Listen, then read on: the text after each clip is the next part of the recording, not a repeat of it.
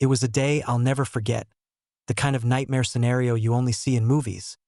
But this time, it happened right in my own backyard. My grandpa, a decorated war veteran and a man known for his calm demeanor, had suffered a severe medical emergency that required immediate airlift to the hospital. The last thing I ever expected was that our usually peaceful suburban neighborhood would become a war zone, all because of one HOA member's irrational actions. The emergency began mid-afternoon when Grandpa suddenly collapsed while tending to his garden. Mom called 911, and within minutes, a medical helicopter was dispatched to land in our backyard for a rapid evacuation.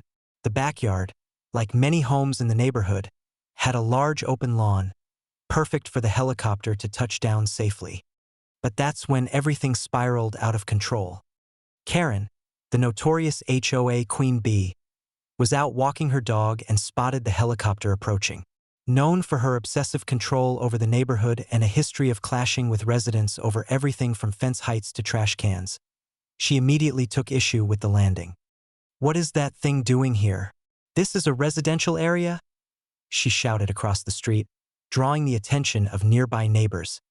The helicopter pilot radioed that they had permission from emergency services to land and requested immediate clearance to proceed. But Karen wasn't having it. Without a second thought, she pulled out a small-caliber handgun she kept for protection, a secret to most of the HOA, and fired a warning shot in the air, aiming to stop the landing. The helicopter, hovering low and slow, had no choice but to abort the landing to avoid being hit. The medical team was forced to circle overhead, precious minutes slipping away as Grandpa's condition worsened. Chaos erupted. Neighbors were shocked and horrified as Karen's dangerous stunt endangered my grandfather's life. Emergency crews called the police immediately. By the time law enforcement arrived, Karen had barricaded herself in her house, refusing to cooperate. But the story didn't end there.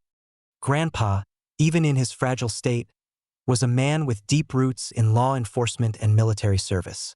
He had served as a SWAT commander decades ago and was still highly respected in those circles. When news of Karen's reckless shooting reached him, and that his own life had been jeopardized, he was furious. The local authorities had no choice but to call in Grandpa's old SWAT team, now working in an advisory capacity, to handle the standoff. Their arrival was swift and precise, not just to protect Karen's neighbors, but to ensure the safety of everyone involved.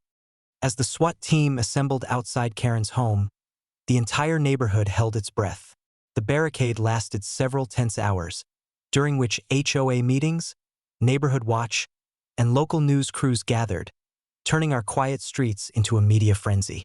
Eventually, Karen was taken into custody without incident, charged with reckless endangerment, unlawful discharge of a firearm, and interference with emergency services.